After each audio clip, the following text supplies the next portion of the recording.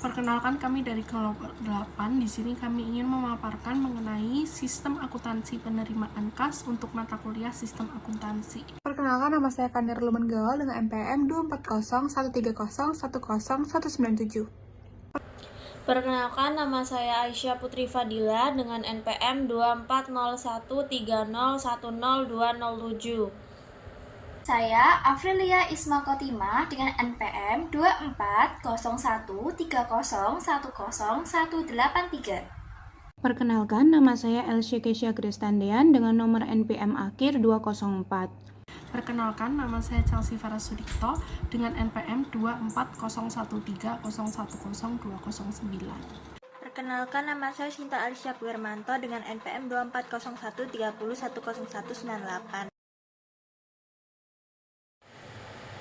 Baik, di sini saya akan menjelaskan mengenai sistem penerimaan kas dari penjualan tunai. Di mana dari sistem penerimaan kas dari penjualan tunai ini, kita diharuskan untuk menerima kas dalam bentuk tunai dan harus segera disetorkan ke bank seluruhnya dengan cara melibatkan pihak lain selain kasir untuk melakukan internal check.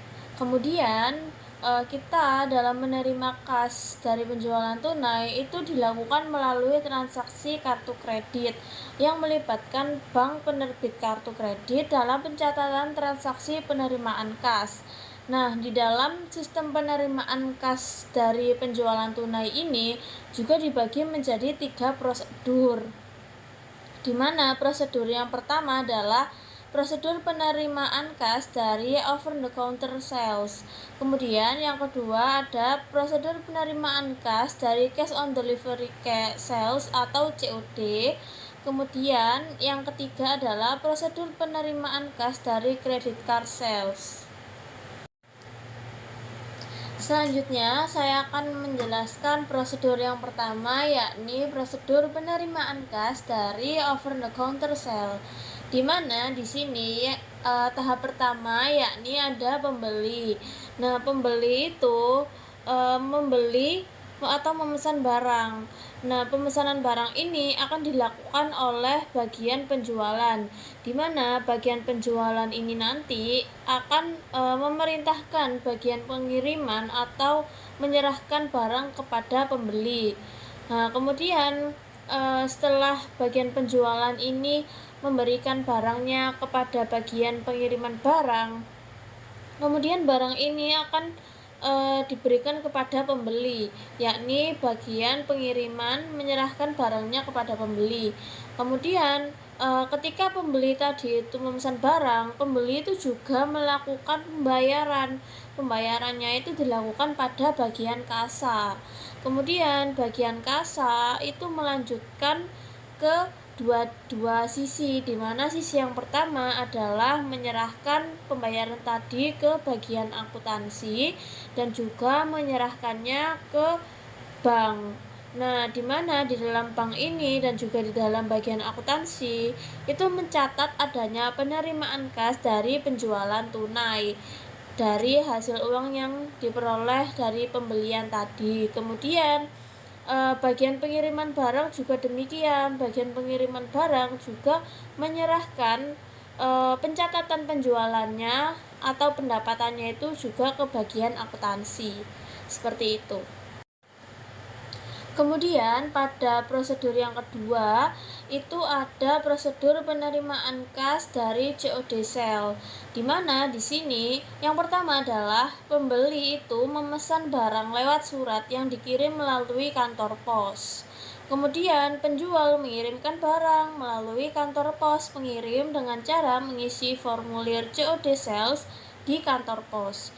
Kemudian kantor pos mengirim pengiriman barang dan formulir COD sales sesuai dengan instruksi penjual kepada kantor pos penerima. Nah, kantor pos tadi yang menerima itu pada saat diterimanya barang dan juga formulir COD itu memberitahu kepada pembeli tentang diterimanya kiriman barang COD sale. Nah, kemudian pembeli tadi itu membawa surat panggilan ke kantor pos penerima dan melakukan pembayaran sejumlah dengan yang tercantum pada formulir COD.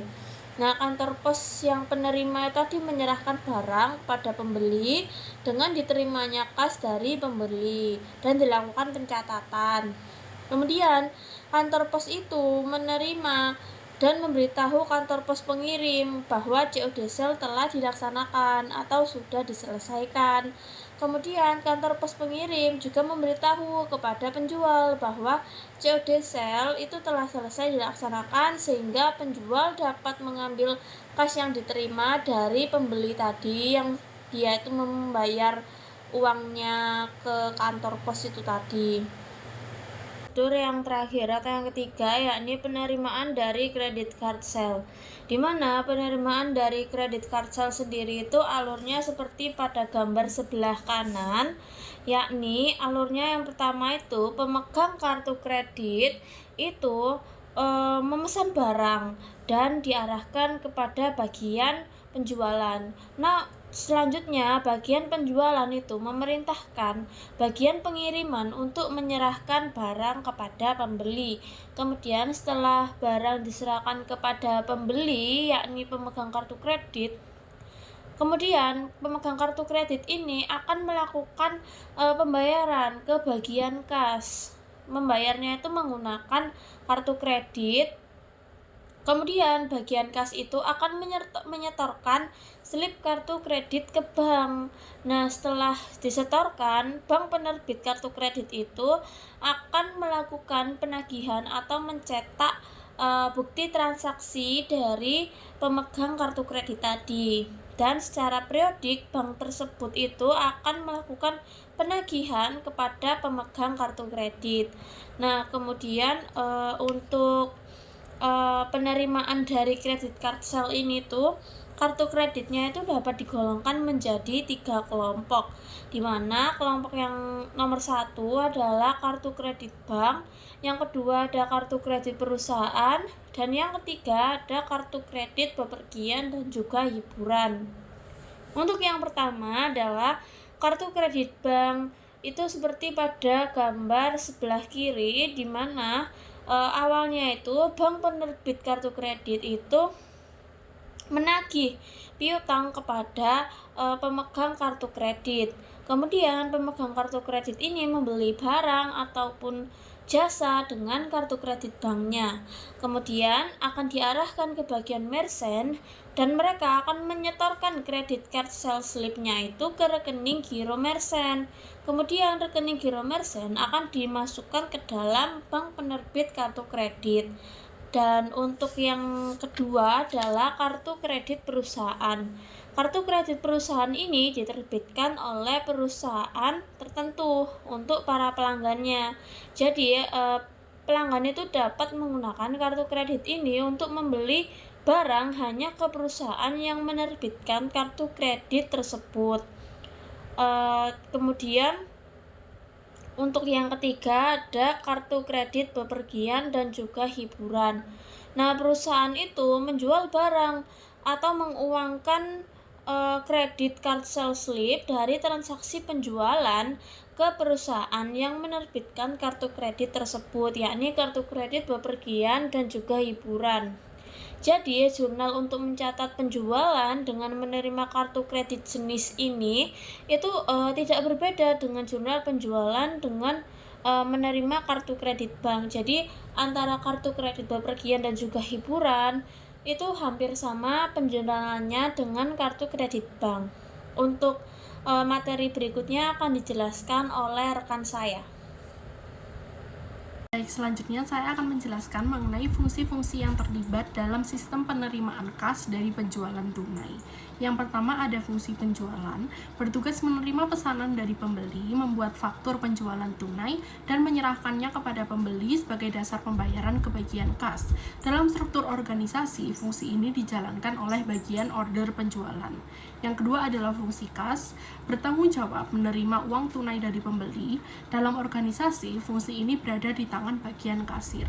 Yang ketiga, fungsi gudang, bertugas untuk menyiapkan barang yang telah dipesan pembeli, lalu menyerahkannya ke bagian pengiriman. Fungsi ini dilaksanakan oleh bagian gudang.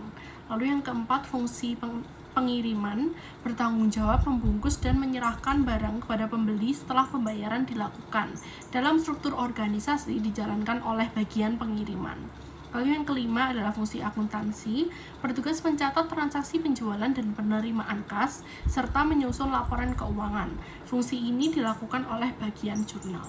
Selanjutnya adalah informasi yang diperlukan oleh manajemen. Yang pertama, jumlah penjualan berdasarkan jenis produk atau kelompok produk dalam periode tertentu. Yang kedua, jumlah kas yang diterima dari penjualan tunai. Yang ketiga, jumlah harga pokok barang yang dijual selama periode tersebut. Yang keempat, nama dan alamat pembeli.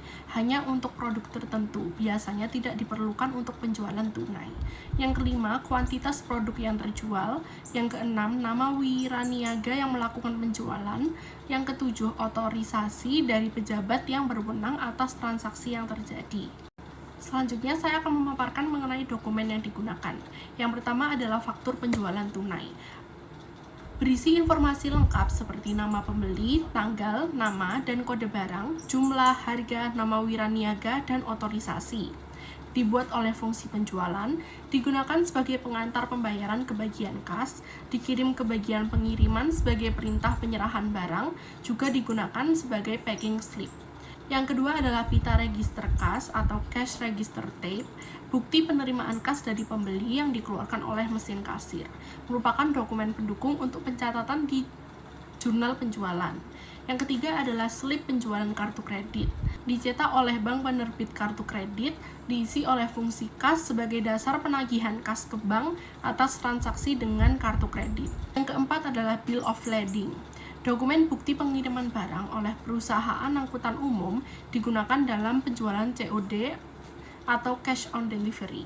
Lalu yang kelima adalah faktur penjualan COD. Digunakan untuk penjualan dengan sistem COD yang diserahkan kepada pembeli melalui jasa pengiriman, lalu pembeli menandatangani sebagai bukti penerimaan barang, dan digunakan perusahaan untuk menagih pembayaran saat barang diserahkan. Yang keenam adalah bukti setor bank. Dibuat oleh fungsi kas saat menyetor uang ke bank. Terdiri dari 3 rangkap, 2 diantaranya kembali ke perusahaan sebagai bukti setor. Diserahkan ke fungsi akuntansi untuk pencatatan di jurnal penerimaan kas. Lalu yang ketujuh adalah rekapitulasi beban pokok penjualan. Disusun oleh fungsi akuntansi berdasarkan kartu persediaan, merangkum harga pokok produk yang dijual dalam satu periode, digunakan untuk membuat bukti memorial untuk pencatatan beban pokok di jurnal umum. Selanjutnya saya akan menerangkan mengenai catatan akuntansi yang digunakan. Yang pertama adalah jurnal penjualan untuk mencatat seluruh transaksi penjualan tunai. Jika banyak jenis produk, biasanya disediakan kolom khusus untuk masing-masing jenis. Yang kedua ada jurnal penerimaan kas untuk mencatat semua penerimaan kas termasuk dari penjualan tunai. Yang ketiga adalah jurnal umum, digunakan untuk mencatat harga pokok barang yang dijual. Lalu yang keempat ada kartu persediaan, untuk mencatat penurunan persediaan barang akibat penjualan, yang disusun oleh fungsi akuntansi untuk pengawasan stok. Lalu yang kelima adalah kartu gudang, untuk mencatat kuantitas barang yang keluar dan masuk di gudang. Biasanya disusun oleh fungsi gudang, bukan catatan akuntansi. Selanjutnya saya akan menerangkan mengenai jaringan prosedur dalam sistem. Yang pertama adalah prosedur order penjualan. Fungsi penjualan menerima pesanan, membuat faktur, dan memberikannya ke bagian kas untuk pembayaran ke bagian gudang dan pengiriman untuk penyiapan barang. Lalu yang kedua adalah prosedur penerimaan kas. Fungsi kas menerima pembayaran, memberi tanda lunas di faktur, dan menyerahkan bukti pembayaran ke pembeli. Lalu yang ketiga adalah prosedur penyerahan barang. Fungsi pengiriman menyerahkan barang kepada pembeli yang telah membayar. Lalu yang keempat adalah prosedur pencatatan penjualan tunai. Fungsi akuntansi mencatat penjualan dan penerimaan kas di jurnal, serta mencatat pengurangan persediaan. Lalu yang kelima adalah prosedur penyetoran kas ke bank. Semua kas yang diterima harus segera disetor ke bank oleh fungsi kas. Lalu yang keenam adalah prosedur pencatatan penerimaan kas. Fungsi akuntansi mencatat bukti setor bank ke dalam jurnal penerimaan kas. Lalu yang ketujuh adalah prosedur pencatatan beban pokok penjualan. Fungsi akuntansi menyusun rekap beban pokok dari kartu persediaan dan membuat bukti memorial untuk dicatat di jurnal umum. Sekian pemaparan dari saya, terima kasih. Oke, langsung kita bahas mengenai alur-alur di bagiannya ini. Yang pertama kita bahas ke bagian order penjualan, yang dimana tugas utamanya adalah mencatat dan memproses order pembelian dari pembelian secara langsung. Yang dimana alurnya mereka menerima order dari pembeli, kemudian mengisi faktur penjualan tunai atau FPT dalam 3 rangkap, yaitu yang pertama untuk pembeli, yang kedua untuk bagian gudang, dan lembar ketiga itu untuk bagian kasa. Yang selanjutnya kita bahas yaitu bagian kasa, yang dimana tugas utamanya adalah mengelola penerimaan uang tunai dari pembeli dan menyetorkan ke bank. Yang dimana alurnya yang pertama mereka menerima uang dari pembeli, lanjut mereka mengoperasikan mesin kasir untuk mencatat transaksi, yaitu menghasilkan pita register kas. Selanjutnya mereka menyimpan FPT dan RPK sebagai dokumen pendukung transaksi. Kemudian mereka mengisi bukti setor bank. Selanjutnya mereka menyetor uang ke bank bersama dengan bukti store, dan kemudian mereka mengirimkan bukti store tersebut ke bank, ke bagian jurnal untuk pencatatan akuntansi. Bagian selanjutnya adalah bagian gudang, yang dimana tugas mereka adalah menyiapkan dan menyerahkan barang berdasarkan FPT. Nah, alurnya yang pertama mereka menerima FPT lembar 2 dari bagian order penjualan, selanjutnya mereka menyiapkan barang lalu mencatat pada kartu gudang. Selanjutnya mereka menyerahkan barang tersebut ke bagian pengiriman, dan FPT lembar 2 juga ikut dikirim bersamaan dengan barang tersebut. Selanjutnya adalah bagian pengiriman, yang dimana tugas utama mereka adalah memastikan keakuratan dan pengiriman barang ke pembeli, yang dimana alurnya mereka menerima FPT lembar 1 yaitu dari pembeli dan FPT lembar 2 dari gudang, lalu mereka membandingkan kedua FPT untuk memastikan kecocokannya, dan selanjutnya mereka menyerahkan barang ke pembeli lalu memberikan FPT dan RPK sebagai slip pembungkus kepada pembeli. Selanjutnya adalah bagian kartu persediaan, yang dimana mereka bertugas untuk mencatat pengurangan barang dan menghitung HPP, yang dimana yang pertama mereka mencatat pengeluaran barang ke dalam kartu persediaan, lalu membuat rekapitulasi harga pokok penjualan secara periodik, dan lalu menyusun bukti memorial dan RHPP atau rekapitulasi harga pokok penjualan tadi, lalu dikirimkan ke bagian jurnal. Nah, selanjutnya adalah bagian jurnal, yang mana tugas mereka adalah mencatat transaksi ke dalam jurnal akuntansi, yang mana alurnya yang pertama yaitu dari RPK dan FPT, yaitu mereka membuat jurnal penjualan, yaitu kas atau piutang usaha pada penjualan. Lalu yang kedua ada dari bukti setor bank, yaitu dibuat jurnal penerimaan kas, yang mana kas di bank pada kas. Lalu dari RHPP dan bukti memorial, yaitu dibuat jurnal umum, yaitu beban pokok penjualan pada persediaan barang dagang. Selanjutnya adalah saya akan membahas mengenai Cash on Delivery Sale atau COD Sale. Pada sistem Cash on Delivery, penjualan dilakukan dengan cara barang dikirim dulu ke pelanggan melalui perusahaan pengangkutan, dan pembayaran dilakukan setelah barang diterima. Nah, alur dokumen yang terjadi adalah yang pertama yaitu pembuatan faktur penjualan COD. Jadi setelah pesanan diterima, perusahaan membuat faktur penjualan dengan status COD. Nah, faktur ini sebagai butir transaksi dan menjadi dasar pengiriman barang. Yang kedua adalah pengiriman barang via perusahaan akuntan, yang dimana barang dikirim menggunakan jasa perusahaan pengangkutan bersamaan dengan pengiriman, yaitu dibuat bill of lading sebanyak 4 lembar. Nah, lembar ini berfungsi untuk berbagai keperluan, yaitu satu untuk pelanggan, satu untuk pengiriman, satu untuk arsip internal perusahaan, dan satu sebagai dokumen pengendalian lainnya. Dan yang ketiga adalah pembayaran oleh pelanggan via cek. Nah, setelah barang diterima, pelanggan melakukan pembayaran menggunakan cek. Nah, cek ini kemudian diserahkan ke bagian kasa untuk proses penyetoran ke bank. Nah, langsung kita bahas yaitu pencatatan akuntansi COD Sale. Jadi pada saat penjualan, yaitu pembuatan faktur COD, perusahaan mencatat sebagai bukti yaitu piutang penjualan COD pada pendapatan penjualan. Nah, artinya perusahaan mengakui pendapatan dan sekaligus mencatat piutang karena pembayaran belum diterima. Nah, dan selanjutnya adalah pada saat pembayaran diterima dan cek disetorkan ke bank, yaitu kas pada piutang penjualan COD. Ini menunjukkan piutang sudah dilunasi dan kas perusahaan bertambah. Oke, selanjutnya saya akan menjelaskan sistem penerimaan kas dari COD Sale, yang dimana yang pertama adalah bagian order penjualan. Mereka menerima order dari pembeli, lalu mengisi faktur penjualan COD sebanyak 4 rangkap. Salah satu rangkap itu digunakan untuk mengisi bill of lading. Lalu mereka mengirimkan semua dokumen ke bagian gudang dan bagian pengiriman. Lanjut ke bagian gudang, mereka menerima FPCOD tadi dan BL, yang dimana FPCOD itu adalah faktur penjualan COD, dan BL itu bill of lading. dari bagian penjualan, lalu menyiapkan barang sesuai dokumen. Kemudian mereka mengisi kartu gudang, lalu barang ditambah FPCOD tadi diserahkan ke bagian pengiriman. Lanjut ke bagian pengiriman, mereka menerima dan membandingkan FPCOD rangkap 1 dan 2 untuk verifikasi, lalu mereka menyusun dokumen dan membuat BL atau surat angkut, dan barang ditambah FPCOD ditambah BL diserahkan kepada perusahaan angkutan umum. Lalu salah satu dari dokumen berfungsi sebagai slip pembungkus. Nah, semua dokumen akan ikut bersama barang ke pembeli. Lanjut ke bagian kasa, yaitu setelah barang sampai dan pembeli bayar, yaitu mereka itu menerima FPCOD dan cek dari perusahaan angkutan umum yang dikirimkan oleh pembeli tadi. Lalu mereka mengisi bukti setor bank, lalu menyetor cek ke bank. Nah, proses ini menghasilkan bukti setor bank untuk pencatatan. Lanjut ke bagian jurnal, mereka menerima FPCOD dan membuat jurnal penjualan. Nah, saat cek diterima, dibuatlah jurnal penerimaan kas dan diarsipkan. Nah, proses selesai ketika semua dokumen direkap dan diserahkan ke akuntansi.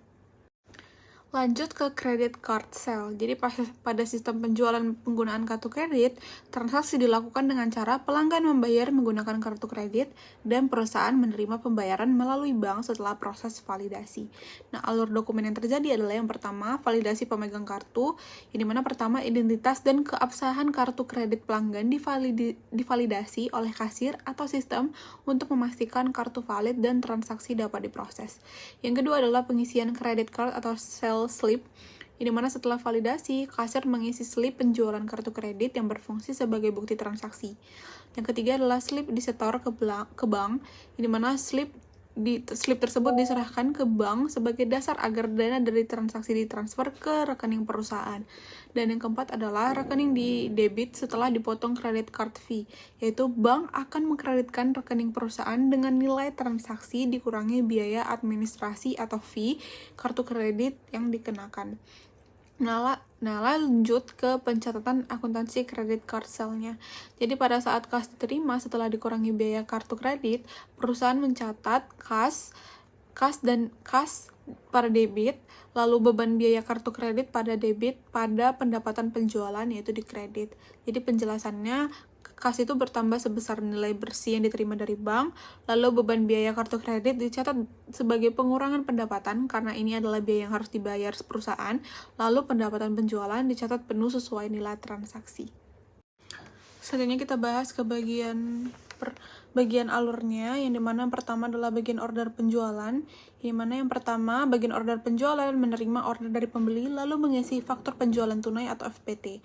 Nah, FPT kemudian dikirim ke bagian gudang untuk persiapan barang dan bagian pengiriman. Lanjut ke bagian kasa, mereka menerima kartu kredit dari pembeli lalu membuat credit card sale slip atau CCCS, lalu mengoperasikan register kas, lalu mencetak pita register kas sebagai bukti.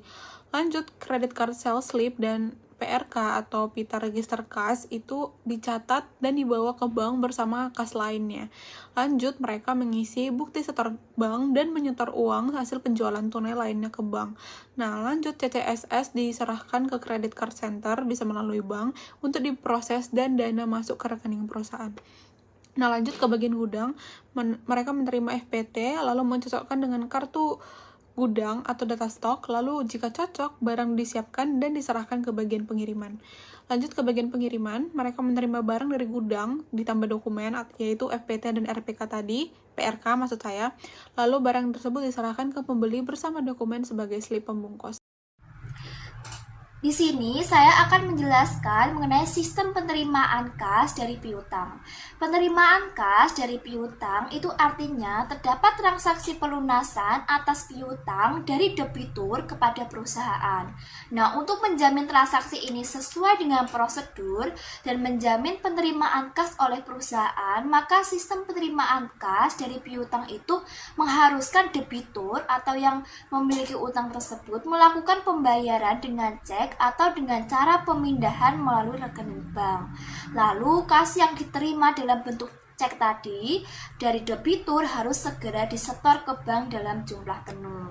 Nah, dalam situasi ini itu terdapat istilah yang dinamakan cancel check. Apa itu cancel check? Nah, cancel check adalah cek yang sudah digunakan untuk membayar dan oleh penerima cek tersebut itu telah diuangkan atau telah diproses oleh bank. Nah, setelah cek itu sudah dicairkan atau sudah setorkan ke bank, dipindahkan ke dalam bentuk uang, maka bank akan menandainya dengan sebutan cancel atau dibatalkan. Artinya cek itu sudah tidak bisa digunakan lagi. Nah, terdapat dua perbedaan antara cancel check di Amerika Serikat dan juga cancel check di Indonesia.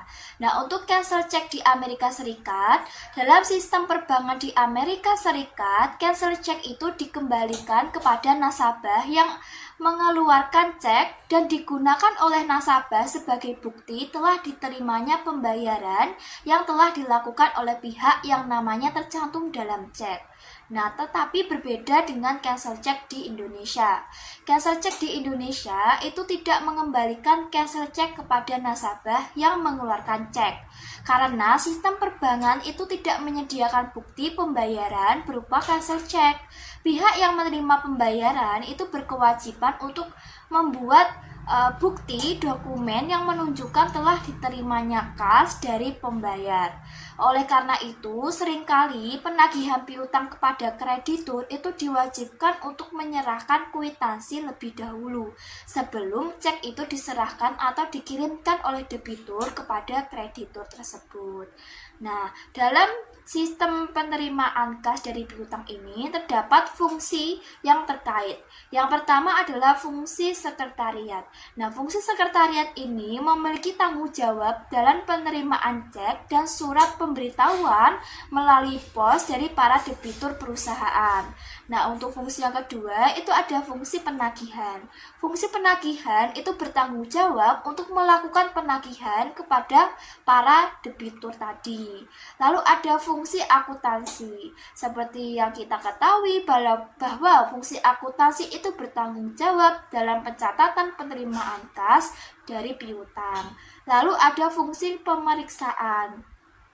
Nah, pemeriksaan ini dilakukan oleh pemeriksaan inter yang bertanggung jawab dalam melaksanakan penghitungan kas yang ada di tangan dan melakukan rekonsiliasi bank. Nah, dokumen yang digunakan dalam penerimaan kas dari piutang ini yaitu 1. Surat pemberitahuan. Surat ini itu dibuat oleh debitur untuk memberitahukan pembayaran yang telah dilakukan oleh debitur tadi, bahwa debitur itu sudah melakukan pembayaran dan menganggap hutangnya itu sudah lunas. Lalu ada daftar surat pemberitahuan. Nah, dokumen yang di surat pemberitahuan tadi itu direkapitulasi penerimaan kas yang dibuat oleh fungsi sekretariat dan fungsi penagihan. Lalu ada dokumen bukti setor bank. Dokumen yang dibuat oleh fungsi kas sebagai bukti penyetoran kas yang diterima dari piutang itu ke bank. Lalu ada kwitansi. Nah, kwitansi di sini yaitu dokumen sebagai bukti penerimaan kas yang dibuat oleh perusahaan bagi para debitur yang telah melakukan pembayaran utang mereka. Jadi begitu sistem penerimaan kas dari pembayaran piutang. Pengendalian internal dalam penjualan tunai. Yang pertama, fungsi penjualan harus terpisah dari fungsi kas. Pemisahan ini mencegah satu pihak mengendalikan transaksi sekaligus kas sehingga mengurangi resiko penyalahgunaan. Lalu yang kedua, fungsi kas harus terpisah dari fungsi akuntansi. Tujuannya adalah agar tidak ada manipulasi data antara pencatatan kas dan laporan keuangan. Lalu yang ketiga, transaksi dilakukan oleh beberapa fungsi. Maksudnya adalah penjualan tunai melibatkan fungsi penjualan, pengiriman, penerimaan kas, dan akuntansi agar terjadi pengecekan secara berulang dan secara silang. Sistem otorisasi dan prosedur pencatatan. Yang pertama, otorisasi dengan formulir faktur tunai. Faktur yang diotorisasi adalah bukti transaksi sah dan menjadi dasar pengiriman barang serta pencatatan akuntansi. Yang kedua, bukti pembayaran cap, lunas, dan pita register. Cap lunas dan pita register digunakan untuk otorisasi bahwa pembayaran telah diterima dan barang boleh dikirim. Lalu yang ketiga, otorisasi kartu kredit oleh penerbit kartu, yaitu transaksi kredit harus mendapat otorisasi dari bank penerbit agar merchant terhindar dari resiko penipuan. Lalu yang keempat, barang diserahkan jika ada cap sudah diserahkan, yaitu bukti serah barang diperlukan untuk pencatatan akuntansi dan mengurangi kemungkinan barang keluar tanpa dasar. Lalu yang kelima, pencatatan harus berdasar dokumen valid. Agar sah, pencatatan harus mengacu pada dokumen sumber lengkap seperti faktur atau bukti transaksi.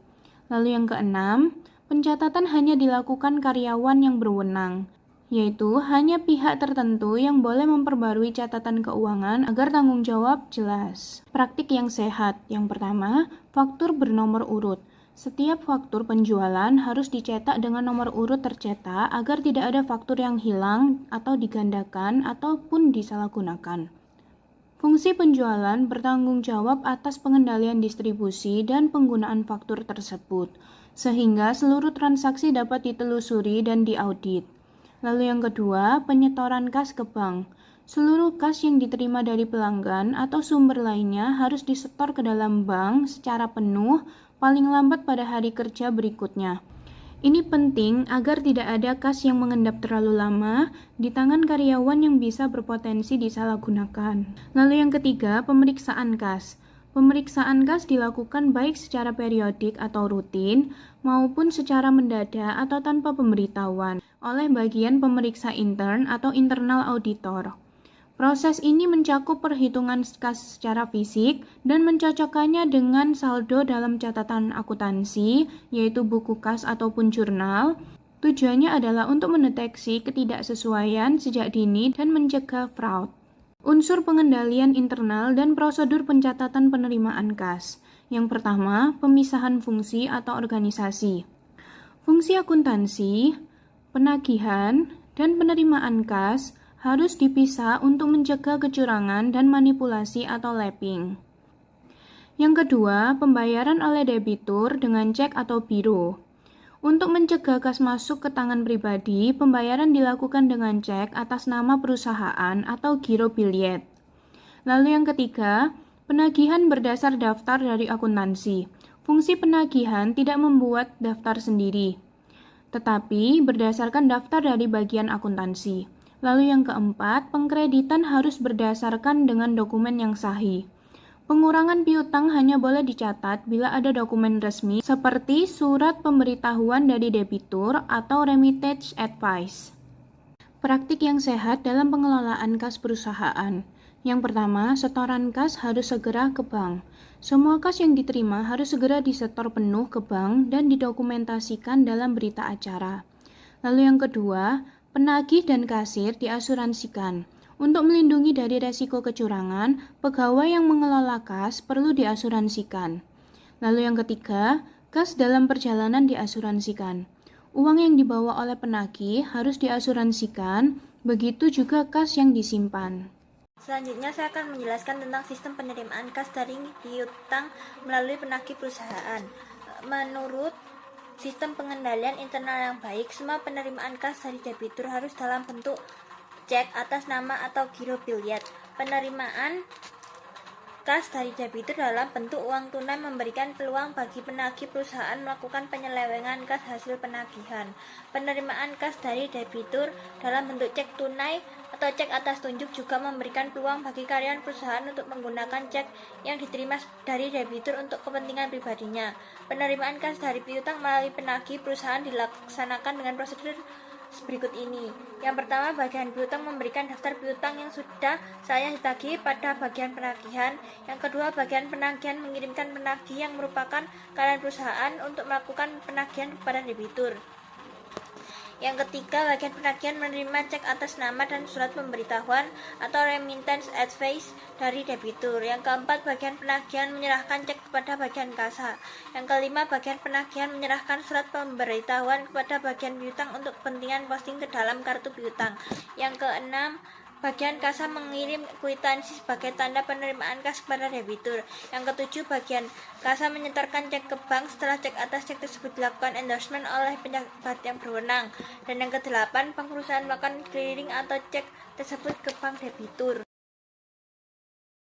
Bahkan alir dokumen sistem penerimaan kas melalui penagihan perusahaan disajikan pada gambar 13.21. Dalam bagian alir tersebut, bagian penagihan melaksanakan penagihan piutang berdasarkan daftar piutang yang ditagih yang dibuat oleh bagian piutang atas dasar kartu piutang atau arsip faktur yang belum dibayar. Hasil penagihan dari debitur dilaporkan oleh bagian penagihan melalui daftar surat pemberitahuan.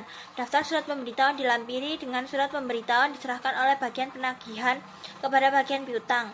Bagian piutang membandingkan hasil penagihan yang dilaporkan dalam daftar surat pemberitahuan dengan daftar piutang yang ditagih. Dengan cara ini, kegiatan bagian penagihan dicek oleh bagian piutang. Daftar surat pemberitaan dilampiri dengan cek diserahkan oleh bagian penagihan ke bagian kasa. Bagian kasa melakukan endorsement atau cek dan kemudian menyetorkan cek ke bank. Bagian jurnal mencatat penerimaan kas dari piutang melalui penagih perusahaan ini di dalam jurnal penerimaan kas berdasarkan bukti sektor bank. Jurnal dibuat oleh bagian jurnal adalah kas pada debit, sedangkan piutang usaha pada kredit.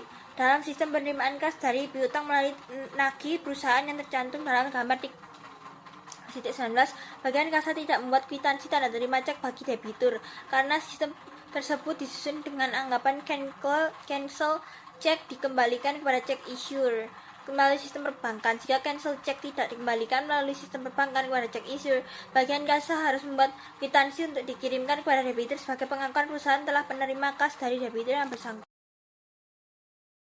Selanjutnya ialah sistem penerimaan kas dari piutang melalui pos. Sistem penerimaan kas dari piutang melalui pos dilaksanakan dengan prosedur berikut ini. Yang pertama, bagian penagihan mengirim faktur penjualan kredit kepada debitur pada saat transaksi penjualan kredit terjadi. Yang kedua, debitur mengirim cek atas nama yang dilampiri surat pemberitahuan melalui pos. Yang ketiga, bagian sekretariat menerima cek atas nama dan surat pemberitahuan atau remittance advice dari debitur. Yang keempat, bagian sekretariat menyerahkan cek kepada bagian kasa. Yang kelima, bagian sekretariat menyerahkan surat pemberitahuan kepada bagian piutang untuk kepentingan posting ke dalam kartu piutang. Yang keenam, bagian kasa mengirimkan kwitansi kepada debitur sebagai tanda terima pembayaran dari debitur. Yang ketujuh, bagian kasa menyetorkan cek ke bank. Setelah cek atas cek tersebut dilakukan endorsement oleh pejabat yang berwenang. Yang ke-8, bank perusahaan melakukan clearing atas cek tersebut ke bank debitur. Bahkan alir dokumen sistem penerimaan kas dari piutang melalui pos dijadikan pada gambar 13.23. Jika penerimaan kas dari piutang dilaksanakan melalui pos, maka yang bertanggung jawab untuk menerima surat beserta cek adalah bagian sekretariat. Bagian ini membuat daftar surat pemberitahuan dan menyerahkan cek dilampiri dengan daftar surat pemberitahuan kepada bagian kasa dan menyerahkan daftar surat penerimaan yang dilampiri dengan surat pemberitahuan kepada bagian piutang. Bagian kasa melakukan endorsement atas cek dan menyetorkan cek ke bank. Bagian piutang mencatat pengurangan piutang ke dalam kartu piutang berdasarkan surat pemberitahuan dari debitur. Bagian jurnal mencatat penerimaan kas dari piutang di dalam jurnal penerimaan kas berdasarkan bukti sektor setor. Selanjutnya ada sistem penerimaan kas dari piutang melalui logbook collection plan. Permasalahan yang dihadapi oleh perusahaan yang debiturnya tersebar luas di berbagai wilayah geografis adalah yang pertama, jika debitur harus mengirim cek langsung ke perusahaan, diperlukan waktu perjalanan cek beberapa hari melalui pos. Yang kedua, cek clearing harus dilakukan antar bank yang jatuh secara geografis sehingga memerlukan waktu 1-2 minggu. Lalu permasalahan ini dapat diatasi dengan logbook collection plan. Dalam sistem penerimaan kas ini, perusahaan membuka post office box atau PO box di kota yang jumlah debiturnya banyak. Perusahaan membuka rekening giro di bank yang terletak di kota yang sama dengan PO box tersebut. Bank diberi wewenang untuk membuka PO box perusahaan. Para debitur diminta untuk melakukan pembayaran utang mereka dengan cara mengirimkan cek ke PO box perusahaan yang terletak di kota terdekat. Setiap hari bank membuka PO box perusahaan dan membuat daftar surat pemberitahuan dan mengurus cek clearing cek yang diterima dalam PO box tersebut. Daftar surat pemberitahuan dan surat pemberitahuan dikirim ke bagian sekretariat perusahaan. Penerima penerimaan cek dikreditkan oleh bank ke dalam rekening giro perusahaan. Sistem penerimaan kas dengan logbook collection plan ini memberikan manfaat berikut ini. Yang pertama, pekerjaan membuat daftar surat pemberitahuan dipindahkan dari tangan fungsi sekretariat perusahaan ke bank, memberikan kemudahan bagi debitur dalam melakukan pembayaran utangnya. Yang ketiga, mempercepat proses cek clearing sehingga mempercepat perusahaan memperoleh kas. Penerimaan kas dari piutang melalui logbook collection plan dilaksanakan dengan prosedur berikut ini. Yang pertama, bagian penagihan mengirim faktur penjualan kredit kepada debitur pada saat transaksi penjualan kredit terjadi. Yang kedua, debitur melakukan pembayaran utangnya pada saat faktur jatuh tempo dengan mengirimkan cek dan surat pemberitahuan ke PO Box di kota terdekat. Yang ketiga, bank membuka PO Box dan mengumpulkan cek dan surat pemberitahuan yang diterima oleh perusahaan. Yang keempat, bank membuat daftar surat pemberitahuan. Dokumen ini dirampili dengan surat pemberitahuan dikirimkan oleh bank ke bagian sekretariat.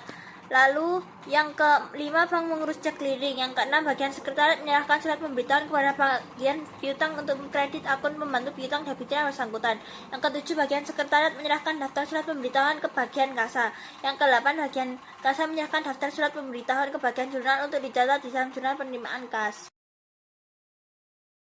Pada gambar 13.25 disajikan bagan alir dokumen sistem penerimaan kas melalui logbook collection plan. Dalam gambar tersebut terlihat pengumpulan penagihan piutang dari pelanggan dilakukan oleh perusahaan dengan menyediakan PO Box di lokasi terdekat dengan tempat tinggal atau tempat usaha pelanggan. Setiap hari, bank yang ditunjuk oleh perusahaan diberi wewenang untuk membuka PO Box dan membuka surat-surat dari pelanggan yang berisi cek dan surat pemberitahuan.